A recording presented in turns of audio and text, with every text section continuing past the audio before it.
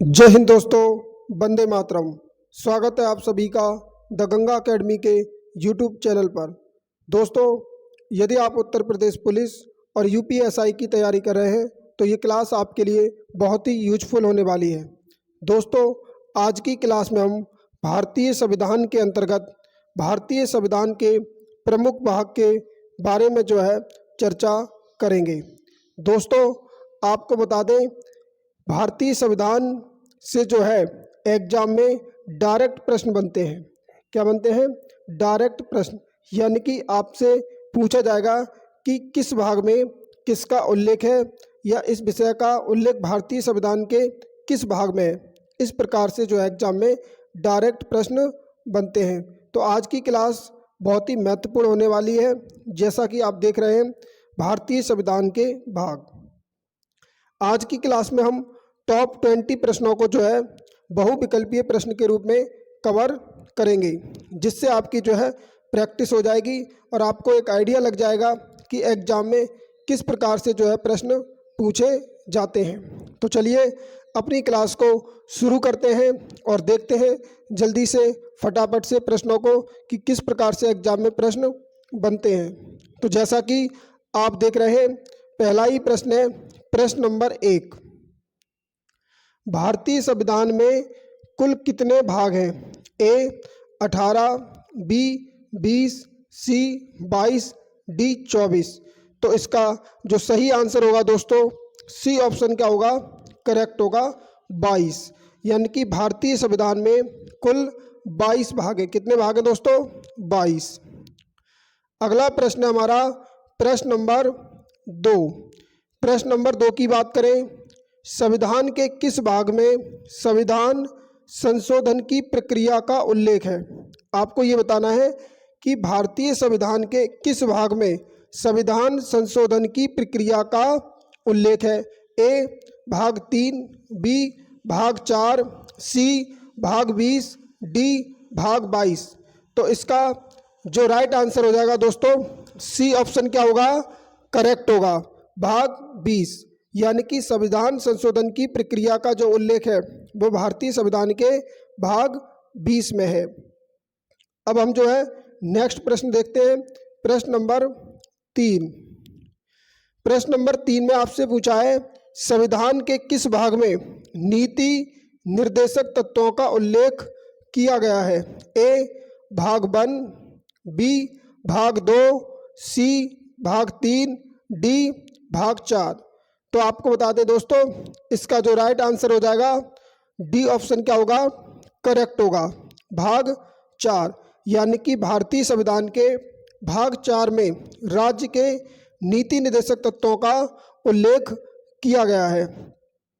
अगला प्रश्न हमारा दोस्तों, प्रश्न नंबर 4। प्रश्न नंबर 4 की बात करें, संविधान के किस भाग में नागरिकता का उल्लेख है? वेरी वेरी इंपॉर्टेंट प्रश्न है दोस्तों, नागरिकता का उल्लेख। ए भाग 1, बी भाग 2, सी भाग 3, डी भाग 4। तो उम्मीद करता हूं दोस्तों इस प्रश्न का आंसर आपने टिक कर लिया होगा। इसका सही आंसर हो जाएगा बी भाग 2। यानी कि नागरिकता का जो उल्लेख है वो भारतीय संविधान के भाग 2 में है। यदि आपसे पूछा जाए दोस्तों भाग 1 में किसका उल्लेख है, तो आप ध्यान रखेंगे संघ एवं उसके राज्य क्षेत्र का। हमने सारे प्रश्न आज की क्लास में भारतीय संविधान के जो 22 भाग हैं उनसे संबंधित कवर किए हैं। अगर भारतीय संविधान के भाग से प्रश्न आएगा तो आपका एक भी प्रश्न दोस्तों गलत नहीं होगा। अगला प्रश्न है, संविधान के किस भाग में मूल कर्तव्यों का उल्लेख है? ए भाग 4, बी भाग 4 का, सी भाग 9 का, डी भाग 17। आपसे पूछा है संविधान के किस भाग में मूल कर्तव्य का उल्लेख, तो आपको ध्यान रखना है मूल कर्तव्य का जो उल्लेख है ये भाग 4 का में होगा। किसमें? 4 का में। इसका सही आंसर हो जाएगा बी ऑप्शन करेक्ट होगा। क्या होगा? B option correct. अगला प्रश्न हमारा दोस्तों, प्रश्न नंबर 6।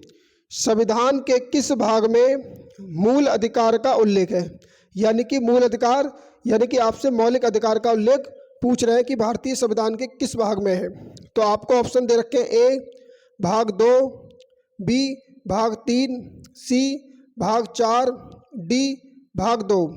तो मूल अधिकार की बात करें तो इसका जो सही आंसर होगा दोस्तों वो क्या हो जाएगा आपका बी ऑप्शन क्या होगा करेक्ट, भाग 3। भाग 3 में जो है आपका मौलिक अधिकार यानी कि मूल अधिकार का उल्लेख है। अगला हमारा प्रश्न है प्रश्न नंबर 7। प्रश्न नंबर 7 की बात करें, भारतीय संविधान के किस भाग में पंचायती राज से संबंधित प्रावधान है। वेरी वेरी इंपॉर्टेंट प्रश्न है दोस्तों, आप जो है इसको स्टार बना के रख लें, ये वेरी वेरी इंपॉर्टेंट प्रश्न है। ए भाग 6, बी भाग 7, सी भाग 8, डी भाग 9।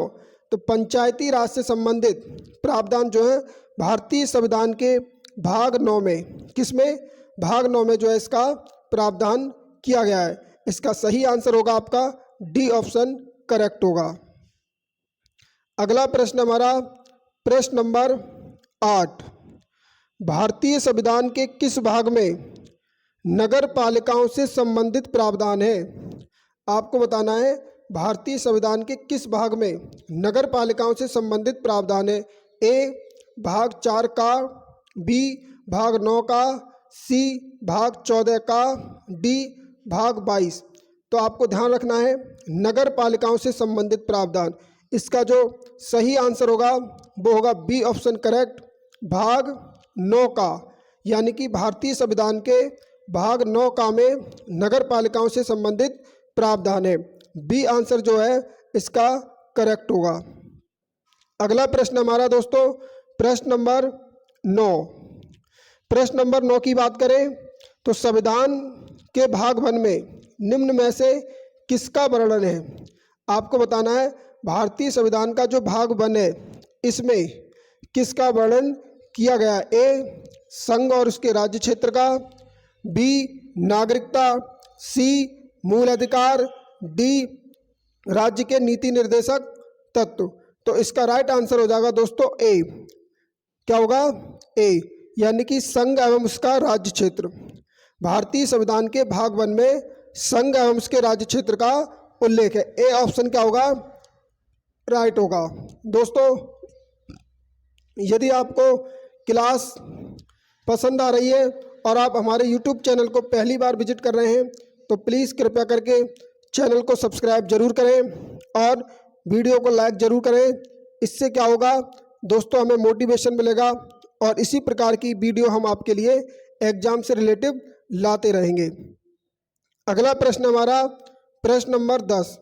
संविधान के किस भाग में अस्थायी संक्रमणकालीन और विशेष उपबंधों का प्रावधान है। इस बार आपसे पूछा है भारतीय संविधान के किस भाग में अस्थायी संक्रमणकालीन और विशेष उपबंधों का प्रावधान है। आपके सामने ऑप्शन है ए भाग 18, बी भाग 19, सी भाग 21, डी भाग 22। तो इसका जो सही आंसर होगा सी ऑप्शन क्या होगा करेक्ट हो जाएगा, यानी कि भाग 21 में अस्थायी संक्रमणकालीन और विशेष उपबंधों का प्रावधान है। अगला प्रश्न हमारा प्रश्न नंबर 11। प्रश्न नंबर 11 की बात करें भारतीय संविधान के किस भाग में आपात उपबंध का उल्लेख है। ये भी बहुत ही महत्वपूर्ण है प्रश्न दोस्तों, स्टार बना के लिखना इसको। आपात उपबंध ए भाग 22, बी भाग 18, सी भाग 20, डी भाग 19। तो दोस्तों इसका जो राइट आंसर हो जाएगा आपका बी भाग 18। भाग 18 में जो है आपात उपबंध का उल्लेख है। अगला प्रश्न हमारा दोस्तों प्रश्न नंबर 12। प्रश्न नंबर 12 की बात करें तो भारतीय संविधान के किस भाग में संघ एवं राज्यों के बीच संबंध का उल्लेख है। संघ एवं राज्यों के बीच संबंध का उल्लेख आपको बताना है। ए भाग 9, बी भाग 10, सी भाग 11, डी भाग 12। तो इसका जो राइट आंसर हो जाएगा दोस्तों सी ऑप्शन क्या होगा करेक्ट होगा। भाग 11 में संघ एवं राज्यों के बीच संबंध का उल्लेख किया गया है। अगला प्रश्न हमारा प्रश्न नंबर 13 भारतीय संविधान के किस भाग में निर्वाचन का उल्लेख है? ये भी वेरी वेरी इंपॉर्टेंट प्रश्न है दोस्तों, वेरी वेरी इंपॉर्टेंट। यानी कि भारतीय संविधान के किस भाग में निर्वाचन का उल्लेख है? ए भाग 15, बी भाग 10, सी भाग 16, डी इनमें से कोई नहीं। तो इसका राइट आंसर हो जाएगा ए भाग 15। भारतीय संविधान के भाग 15 में निर्वाचन का उल्लेख है। किसका उल्लेख है? निर्वाचन का। अगला प्रश्न है दोस्तों हमारा प्रश्न नंबर 14। प्रश्न नंबर 14 की बात करें तो संघ सरकार का उल्लेख भारतीय संविधान के किस भाग में है? आपको बताना है संघ सरकार का जो उल्लेख है वो भारतीय संविधान के किस भाग में है? ए भाग 5, बी भाग 7, सी भाग 6, डी इनमें से कोई नहीं। तो इसका जो राइट आंसर होने वाला है दोस्तों वो हो जाएगा आपका ए भाग 5। भाग 5 में आपको बता दें संघ सरकार का उल्लेख है। किसका? संघ सरकार का।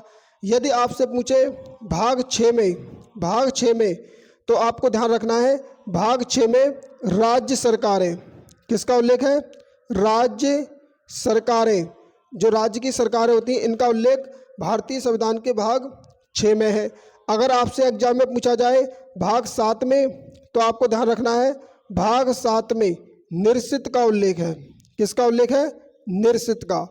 इस तरीके से अगला हमारा प्रश्न है दोस्तों प्रश्न नंबर 15 में आपसे पूछा है भारतीय संविधान के किस भाग में राजभाषा का उल्लेख है? वेरी वेरी इंपॉर्टेंट प्रश्न है दोस्तों, स्टार बना के लिखना। ए भाग 16, बी भाग 17, सी भाग 18, डी भाग 19। आपसे पूछा है भारतीय संविधान के किस भाग में राजभाषा का उल्लेख है? तो आपको ध्यान रखना है इसका सही आंसर होगा बी भाग 17। कौन सा? भाग 17। भाग 17 में जो है राजभाषा का उल्लेख है। अगला प्रश्न हमारा प्रश्न नंबर 16। प्रश्न नंबर 16 की बात करें भारत के राज्य क्षेत्र के भीतर व्यापार, वाणिज्य एवं समागम का उल्लेख भारतीय संविधान के किस भाग में है? आपको बताना है भारत यानी कि भारत के राज्य क्षेत्र के भीतर व्यापार, वाणिज्य एवं समागम का जो उल्लेख है वो भारतीय संविधान के किस भाग में? ए भाग 13, बी भाग 14, सी भाग 15, डी भाग 16। तो इसका सही आंसर होने वाला है दोस्तों ए भाग 13। यानी कि भारतीय संविधान के भाग 13 में भारत के राज्य क्षेत्र के भीतर व्यापार, वाणिज्य एवं समागम का उल्लेख है। आपको ध्यान रखना है इसका सही आंसर हो जाएगा ए। अगला प्रश्न हमारा नेक्स्ट प्रश्न नंबर 17। भारतीय संविधान के किस भाग में अनुसूचित एवं जनजाति क्षेत्र का उल्लेख है? आपको बताना है अनुसूचित एवं जनजाति क्षेत्र का जो उल्लेख है वो भारतीय संविधान के किस भाग में है? ए भाग 9, बी भाग 10, सी भाग 11, डी भाग 12। तो आपको ध्यान रखना है इसका जो सही आंसर होगा बी ऑप्शन क्या होगा? करेक्ट, भाग 10। यानी कि भारतीय संविधान के भाग 10 में अनुसूचित एवं जनजाति क्षेत्र का उल्लेख है। अगला प्रश्न है दोस्तों हमारा प्रश्न नंबर 18 में आपसे पूछा है संक्षिप्त नाम, प्रारंभ, हिंदी में प्राधिकृत पाठ और निरसन का उल्लेख है भारतीय संविधान के किस भाग में जो है संक्षिप्त नाम, प्रारंभ, हिंदी में प्राधिकृत पाठ और निरसन का उल्लेख है? तो इसका जो सही आंसर हो जाएगा दोस्तों डी ऑप्शन क्या होगा? करेक्ट होगा, भाग 22। आप ऐसे भी ध्यान रख सकते हैं भारतीय संविधान का जो अंतिम भाग है वो कौन सा है? भाग 22। इसमें जो है संक्षिप्त नाम, प्रारंभ, हिंदी में प्राधिकृत पाठ और निरसन का उल्लेख है। अगला प्रश्न हमारा प्रश्न नंबर 19। भारतीय संविधान के भाग 9 खा, ध्यान रखना है किसमें? भाग 9 खा में किसका उल्लेख है? ए पंचायती राज, बी नगरपालिका, सी सहकारी समितियां, डी इनमें से कोई नहीं। आपसे पूछा है कि भारतीय संविधान के भाग 9 ख में, तो इसका जो सही आंसर होने वाला है दोस्तों वो क्या होगा? सी ऑप्शन करेक्ट हो जाएगा, सहकारी समितियां। सहकारी समितियों का जो उल्लेख है वो भारतीय संविधान के भाग 9 ख में है। 9 में पंचायती राज, 9 ख में नगर पालिका और 9 ख में सहकारी समितियां। आपको जो है ध्यान रखना है। आज की क्लास का अंतिम और नेक्स्ट प्रश्न है दोस्तों, प्रश्न नंबर 20। भारतीय संविधान के भाग 14 का, कौन सा? 14 का में किसका उल्लेख है? ए अधिकरण, बी प्रकीर्ण, सी निश्चित, डी संघ और राज्यों के अधीन सेवाएं। आपको बताना है भाग 14 का, तो इसका सही आंसर हो जाएगा दोस्तों बी प्रकीर्ण, यानी कि बी आंसर क्या होगा? करेक्ट। भारतीय संविधान के भाग 14 का में प्रकीर्ण का उल्लेख है। किसका उल्लेख है? प्रकीर्ण का। दोस्तों आपको ध्यान रखना है, भारतीय संविधान के भाग 14 का में पूछा गया। किसमें? 14 का में। एक मिनट, ये जो है प्रश्न गलत हो गया। इसका सही आंसर होगा अधिकरण। क्या होगा? अधिकरण, यानी कि भाग 14 का में अधिकरण का उल्लेख है। किसका? अधिकरण का। प्रकीर्ण का जो उल्लेख है वो भारतीय संविधान के भाग 19 में है। किस में है? 19 में जो है प्रकीर्ण का उल्लेख है। ध्यान रखना है, यहाँ मिस्टेक हो गया था। प्रकीर्ण का उल्लेख किस में है? भारतीय संविधान के भाग 19 में प्रकीर्ण का उल्लेख है, जबकि 14 का में अधिकरण का उल्लेख है। किसका? अधिकरण का। तो इस तरीके से दोस्तों आज की क्लास में हमने टॉप 20 प्रश्नों को जो है कवर किया, जो किसी न किसी एग्जाम के लिए, आप किसी भी गवर्नमेंट एग्जाम की तैयारी कर रहे हैं उसके लिए ये क्लास यूजफुल होगी। दोस्तों यदि आपको क्लास पसंद आई है तो चैनल को सब्सक्राइब जरूर करें। धन्यवाद। जय हिंद। वंदे मातरम।